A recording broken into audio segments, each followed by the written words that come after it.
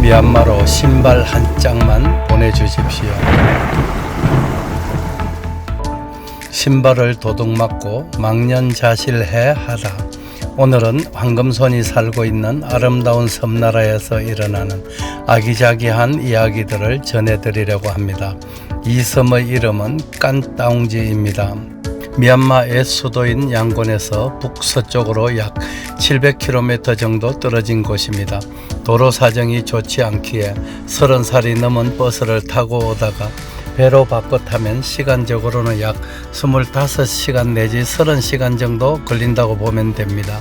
가끔씩 미얀마 내전 이야기가 나올 때면 로힝야족에 대한 뉴스가 등장하는 그 지역이지요. 로힝야족은 이슬람 교도들인데 미얀마의 버마족과는 종족이 다릅니다. 그들은 복장이나 생활 풍습 등이 이질적이어서 금방 티가 납니다.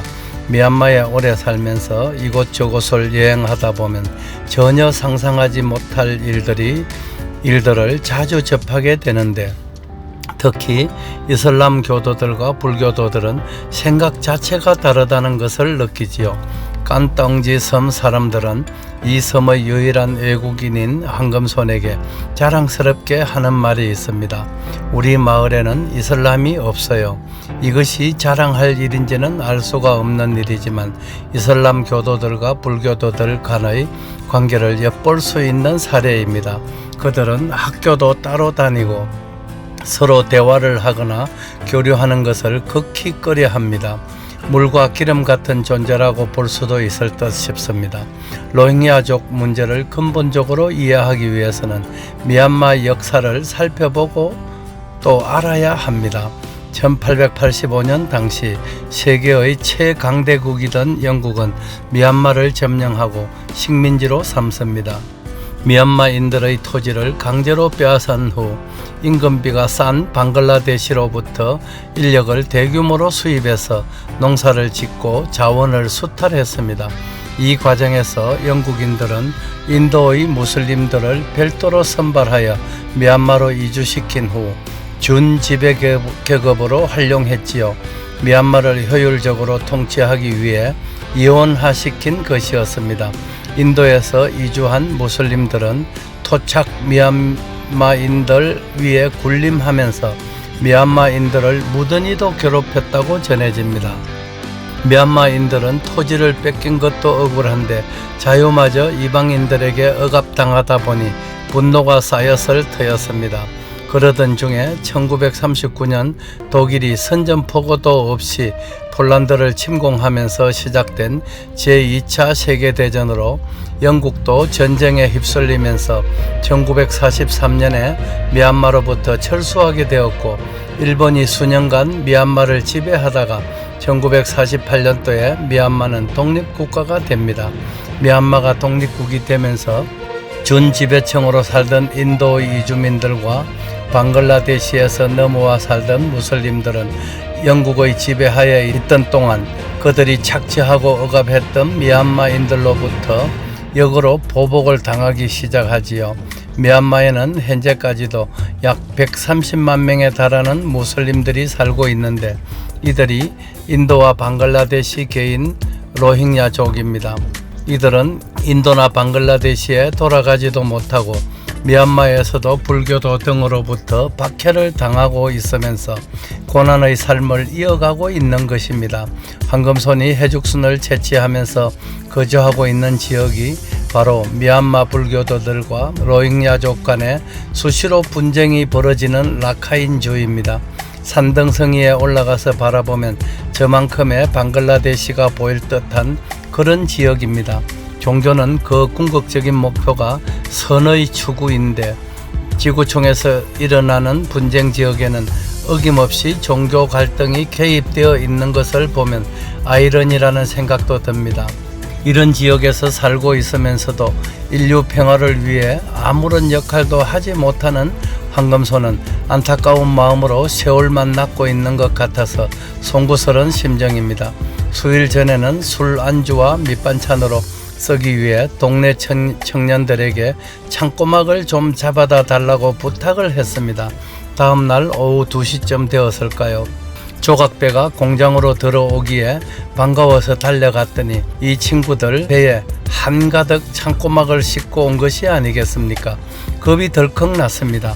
황금소는 그저 혼자 먹을 정도인 10kg 정도 잡아다 주기를 바랬던 것인데 양을 너무 많이 잡아온 것입니다.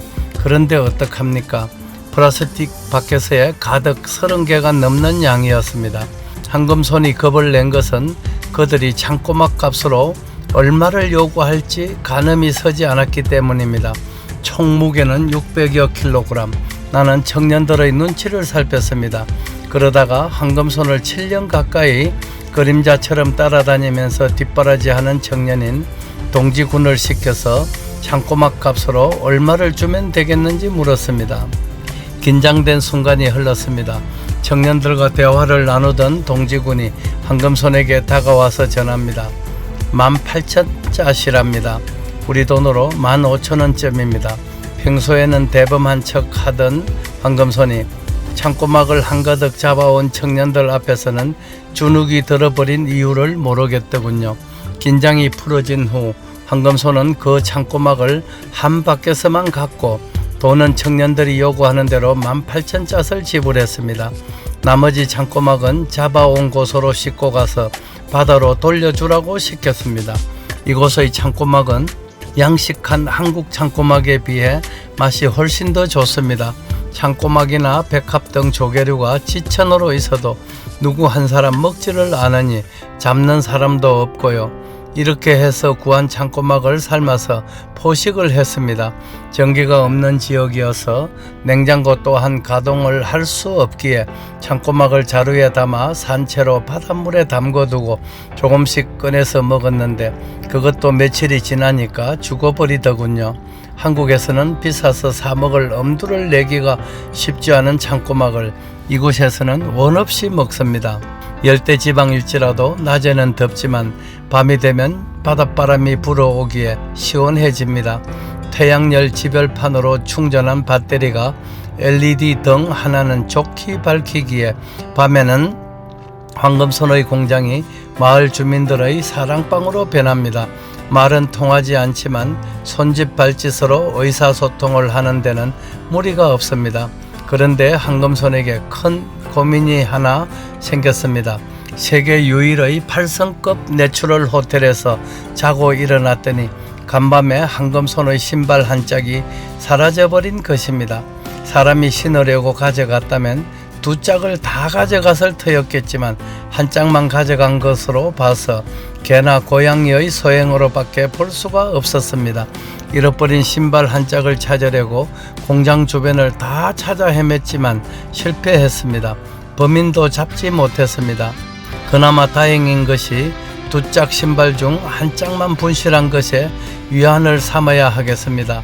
날개옷을 잃어버려 하늘로 가지 못한 선녀처럼 신발 한 짝을 잃어버려 오도 가도 못하게 된 황금손입니다.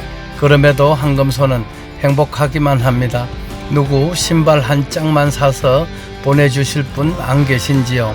황금손은 이국의 섬에서 다정다감한 원주민들과 부대끼며 오랫동안 고락을 함께하고 싶습니다. 음력 3월 21일 날 새벽 동력 하늘에는 모나리자의 눈 위에 가져다 얹었으면 좋을 정도의 가냘픈 달이 샛별을 달고 나타났습니다. 동네의 닭들은 노래 자랑이라도 하듯 여기저기서 목청을 틔우고 있네요. 닭의 울음소리는 어쩜 그렇게도 고국의 그 소리와 똑같은지 문득 고향이 그리워집니다. 멋진 하루이길 기원드립니다. 황금손은 해죽순 많이 캐서 인류에 봉사할 날을 손꼽습니다. 출산율을 높임으로써 대한민국이 활력을 되찾는 일에도 게을리하지 않는 황금손이 되겠습니다. 2017년 4월 23일 이른 새벽에 미얀마 섬마을에서 새벽을 깨우는 사나이 황금손 배대열 올림. 이것은 4년 전에 미얀마에서 쓴 글을 오늘 새벽에 영상으로 다시 올리는 것임을 양지해 주시기 바랍니다. 배대열의 세상만사. 구독과 좋아요를 눌러주시면 황금손은 큰 힘을 얻습니다.